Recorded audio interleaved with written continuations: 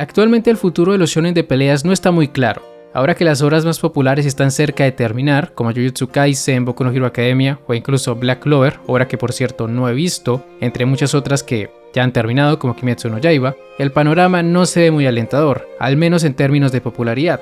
De momento no se logra visualizar quiénes serán los siguientes pilares del género. Por supuesto, cuando digo esto no me refiero a que no haya buenas historias en la actualidad, porque sí las hay. Hay muchos mangas con premisas interesantes, pero el problema está en que ninguna de esas obras ha logrado llegar a un público más extenso. Les cuesta mucho hacerse populares y si bien se puede pensar que lo que les está sucediendo es que no tienen anime y por eso no se han hecho más conocidos, la realidad es que no siempre se trata de tener un anime. Hay obras que logran impactar solo con su manga y al día de hoy hablaremos de la obra que podría ser la última esperanza del shonen neketsu, Kagurabachi.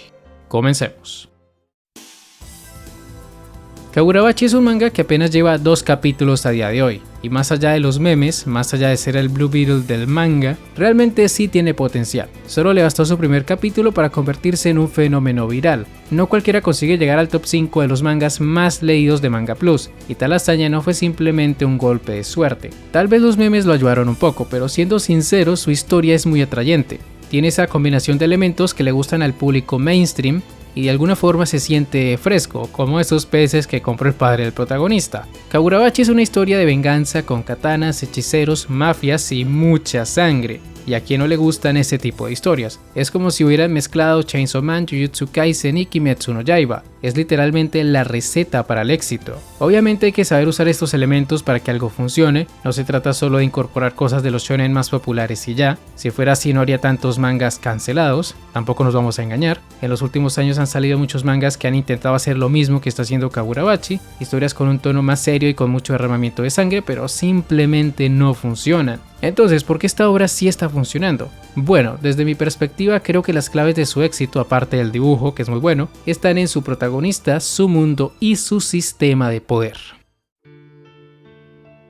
En mi caso personal, para que una historia logre atraparme, tiene que tener un protagonista que se sienta humano. Es decir, debe tener unas motivaciones claras, un pasado que lo justifique y por encima de todo, tiene que ser una persona con una mentalidad normal. Es decir, ni muy inteligente ni tampoco un tonto sin remedio, que ese es uno de los mayores problemas de los shonen de peleas, esa necesidad de crear protagonistas tontos e impulsivos. En este caso, cuando conocemos a Chihiro, lo que vemos es a un chico normal que solo quiere aprender el oficio de su padre, forjar espadas. Es simplemente eso, no busca ni ser popular ni tampoco impresionar a nadie con eso. Es cierto que sus ojos de pez muerto lo hacen parecer inexpresivo en varias ocasiones, pero más allá de eso es una persona normal que cambió completamente cuando le arrebataron la vida de su padre. Desde ese momento se juró a sí mismo que acabaría con los responsables de arruinarle la vida, y para conseguir su venganza usaría la última katana forjada por su padre, el mejor herrero del mundo. Lo que más me llamó la atención de esta historia es el dilema moral que puede generarse a futuro con el protagonista a partir de haber empuñado una de las espadas de su padre para matar a otros. Cuando Chihiro estaba cerca de cumplir 15 años,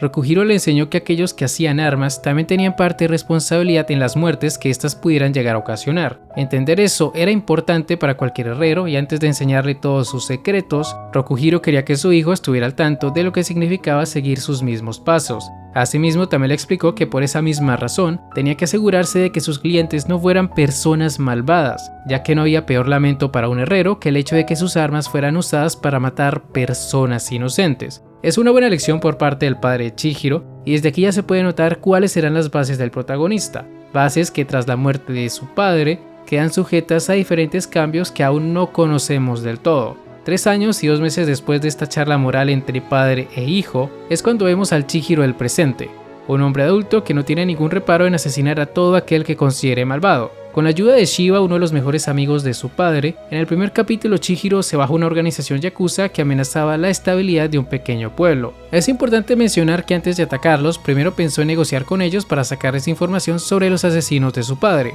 una organización de hechiceros conocida como Hishaku. Pero al ver cómo los yakuza mataban personas inocentes, optó por la segunda opción, matarlos a todos. Este tipo de actitud me gusta, porque desde ya nos están diciendo que Chihiro no tendrá piedad con ninguno de sus enemigos, ni tampoco va a titubear a la hora de eliminarlos. Asimismo, también nos plantea la posibilidad de que los ideales de su padre entren en conflicto con su venganza. Entre más personas asesine, entre más avance con esa venganza, más grande será la decepción de su padre. intentar vengarlo usando las espadas que él mismo le dijo que no debían usarse para el mal, va a generar sí o sí un arco de desarrollo en el protagonista, y cuando ese momento llegue, si es que no cancelan este manga antes, supongo que será muy bueno. La verdad es que el protagonista tiene mucho margen de mejora, las bases están allí, solo falta que a lo largo de la historia esto se trabaje correctamente. Pero bueno, por ahora ya hablamos suficiente del protagonista. Ahora hablemos un poco más sobre el mundo y el sistema de poder de Kagurabachi.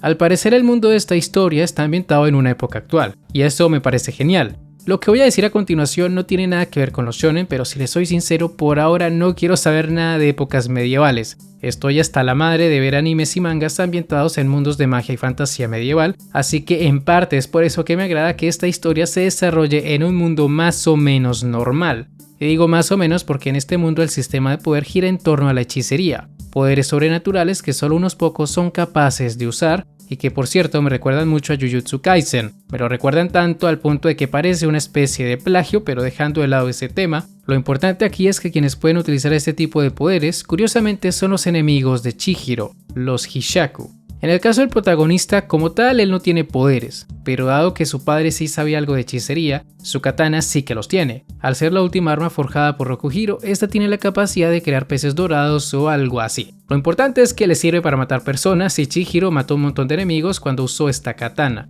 No hay mucho más que decir, aparte de que fue por este tipo de poder que asesinaron a su padre. Rokuhiro había creado 6 armas místicas a lo largo de su vida, 6 armas que se utilizaron durante una guerra del pasado, las cuales lo hicieron famoso, y por querer robarle estas espadas, los Hishaku lo asesinaron y también en el proceso dejaron a su hijo con una gran herida en el rostro, herida que ve todos los días para alimentar su odio. Estoy seguro de que la historia de este manga funcionará como una especie de camino del héroe, donde Chihiro irá recuperando las espadas una a una mientras va derrotando a cada hechicero como si se trataran de jefes finales. Es una estructura bastante clásica. Debo decir que las historias de este estilo no son mis favoritas, pero todo depende de la ejecución.